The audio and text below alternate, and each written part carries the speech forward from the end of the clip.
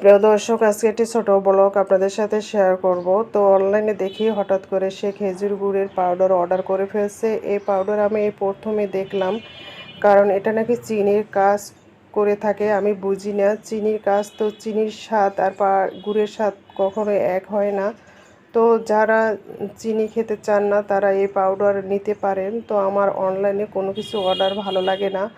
আমার যখন যা প্রয়োজন সেটা আমি দেখে নিজে নিয়ে আসি। আর আমার বাচ্চার বাবা দেখা যায় যে সে যেটা লাগবে সে শুয়ে অর্ডার করে, এটা আমার কাছে একদম ভালো লাগে না।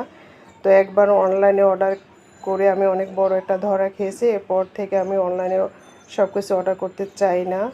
তো এই তো দেখুন, চিনির মতোই একেবারে পাউডারগুলো মিহি।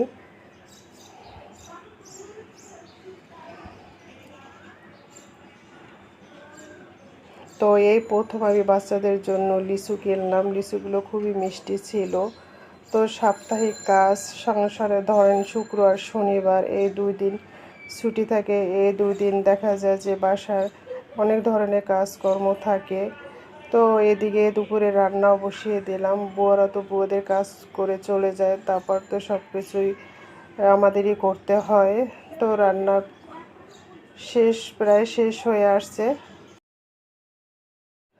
শুক্রবার আসলে বাচ্চারা একটু বের হতে চায়। এখন তারা বড় হয়েছে, বাসার ভিতরে থাকতেও চায় না, কিন্তু বাচ্চার বাবা একেবারেই সময় দিতে পারে না। সারাক্ষণ উনি ব্যস্ত থাকে। শুক্রবার শনিবার নয়, সারাদিন শুনে ওনার অফিস আর অফিস, বাসায় একটুকু সময় দেয় না। তো অন্য কারোর জন্য কারো জীবন থেকে থেমে থাকে না। আমি বাচ্চাদের নিয়ে বের হয়ে বাচ্চাদের নিয়ে ঘুরি, উনি ওনার কাজ করে। তো ভিডিওটা কেমন লাগলো লাইক দিয়ে দেখা শুরু করবেন। সবাই ভালো থাকবেন। আল্লাহ হাফেজ।